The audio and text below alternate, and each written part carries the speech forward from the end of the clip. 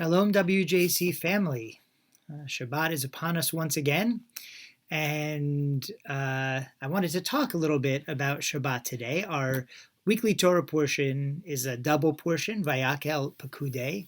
Sadly, I think most of us will not be in shul. Most shuls that I know of are not having Shabbat services. Some are, and lucky you, the rest of us are kind of missing our Shabbat services, coming together in our sanctuaries and being able to pray together.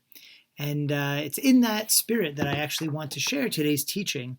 The Parsha Vayakhel-Pekudei. Vayakhel starts out with Moses convening the people and says to them, "These are the things that the Lord has commanded you to do. On 6 days work may be done, but on the seventh day you shall have a Sabbath of complete rest.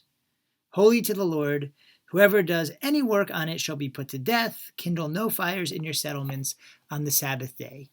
What follows then, for the rest almost of the entire two parshiot that we read, are the instructions for building the tabernacle, the mikdash. And so Rashi, commenting on why does Moses bring this command about the Shabbat, again, right before giving the commands about the construction of the tabernacle. It's not like this is the first time we're hearing about Shabbat. We heard Shabbat in the Ten Commandments. We heard about Shabbat in Mishpatim. We've heard Shabbat even before we got to Sinai in the desert. So why Shabbat here? And Rashi tells us Moses precedes the commandment to make the tabernacle with the Sabbath commandment to let us know that building of the tabernacle does not supersede the Shabbat.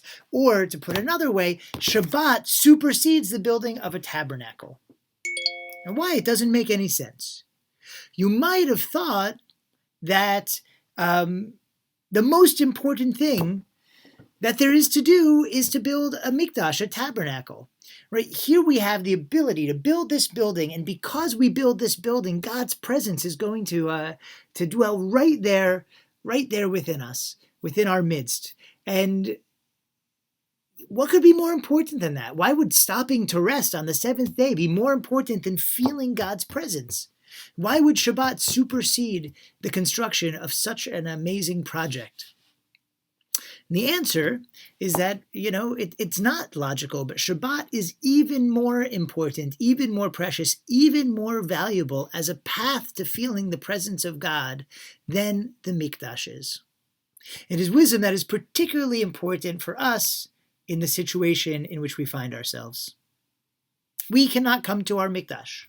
Our sacred space is closed to us. And for many of us, that's what Shabbat has always been all about. Shabbat's the day I go to shul. Shabbat's the day I say the prayers or hear the Torah read or schmooze with my friend who I really only see on Saturdays on Shabbat. Shabbat's the day I eat my Kiddush meal with my friends, my shul friends. Shabbat's the days that my kids run around the halls playing whatever it is the kids play in the halls these days. And without that mikdash, without that sacred space, there is no Shabbat. But comes the beginning of Parshat Vayakhel to tell us, no, that's not the essence of Shabbat. It might have been our essence up until now, but you should know that even more important than the mikdash, even more important than the synagogue, is the observance of Shabbat itself. To take the time to rest. To take the time, literally, to separate out the time. I think this is highly, highly relevant to what's going on right now. We are stuck at home, many of us. And the thought is, here comes another day stuck at home. And now we're not even going to have the school projects and whatever to distract us. And it's going to be miserable. But I would challenge you to think of it otherwise. Even though we are stuck at home, right now, the weekdays are a mess. I know this because I watch Facebook. I go to my own house, right? This has been so difficult.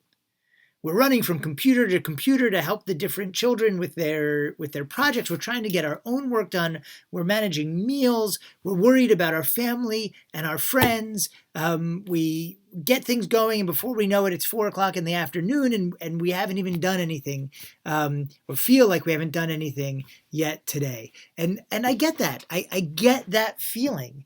The truth is that overwhelmingly, when we weren't stuck at home, we let ourselves be controlled by time. There was never enough time to do everything we wanted to do. And now that we're stuck home, we're still allowing ourselves to be controlled by time. I want to encourage you to observe this Shabbat, to recognize that it is our opportunity to make our homes our mikdash in time, to set aside a sacred 25 hours, to not worry about work, to not worry about school, to do all the things that you keep reading the experts telling you to do in the paper and on Facebook or whatever it is, wherever it is you're getting your news, right? To play the games and to do the creative project and this, that, and the other thing that you look at and you're like, ugh, is that what I'm supposed to be doing now? Ugh, I just don't have time. And now I'm failing even at being a stay-at-home family because I can't do all these projects. You know what? This is the time. Do a puzzle, play a game with your family, with your friends. Take that time. Count your blessings. We can't come to shul to say blessings, but say blessings at home. When Friday night comes in, as the sun sets, light some candles. Say, Baruch atah Adonai, Eloheinu melech haolam, asher kiddushanu mizotav v'tzivanu lahadlik ner shel Shabbat. Join us in our stream, 5:30 to 6:30, as we do a special meditative spiritual Kabbalah Shabbat, and then enjoy the rest of the night. Have a special dinner, right? A real family dinner. Just talk about the things that we haven't been thinking enough about, the things that are special to us. In our family, we play a game called Rosebud Thorn. Everybody has to say a rose, one good thing from the week, a bud, one thing they're looking forward to in the next week, and a thorn, one thing that wasn't so good this week. And in that way, we're able to share. Have dinner on Friday night, play Rosebud Thorn before the Shabbos candles, and recognize the light that Shabbos can bring into our life, the holiness that Shabbos can bring into our life. And on Saturday, I want to encourage you to put electronics away. You know, even if it's not usually your custom. But electronics this week have taken on a whole new sense of burden, right? Whether it's school or work, Zoom meetings, getting our news. We've always been overly glued to our electronics. I think in the last week, it's a whole new level.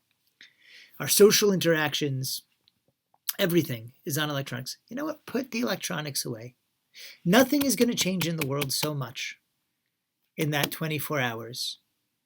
And recognize that. Recognize how lucky we are to be at home together, to play, to go for a walk, to enjoy each other's time. And when Shabbat comes to an end, you know, at 9:15, you can join us for our Havdalah, or if not, make your own Havdalah, right? Light a candle, take some cinnamon, some grape juice, or whatever juice, if you don't have grape juice. And say, Hamavdil ben Kodesh L'chol, Baruch atah Adonai, Hamavdil ben Kodesh L'chol. Thank you, God, for separating that which is sacred from all the rest. Because that's the lesson, right? The Mikdash tells us, the tabernacle that the Jews are about to build, and this beautiful building that right now we don't have access to, it tells us that we can take a space and make it sacred. Okay, that's not news. But what Shabbos teaches us is that we could take time and make it sacred. That it's up to us, that we can separate that time and dedicate it to that which is holy, to our relationships with each other, to thinking about what's really important to us, and to acting on those things. Togetherness, love, family, friendship. I wish you all a very sweet and beautiful Shabbat. I know these Shabbatot are different. But maybe this is a lesson that we needed anyway. Maybe we needed to understand that Shabbat is our way to take control of time. And at this time when we risk all of time blurring together. What day is it? What week is it? What day of the week is it? Now's the time to recognize we can all make Shabbos for ourselves. And maybe that's not such a bad thing. Shabbat Shalom.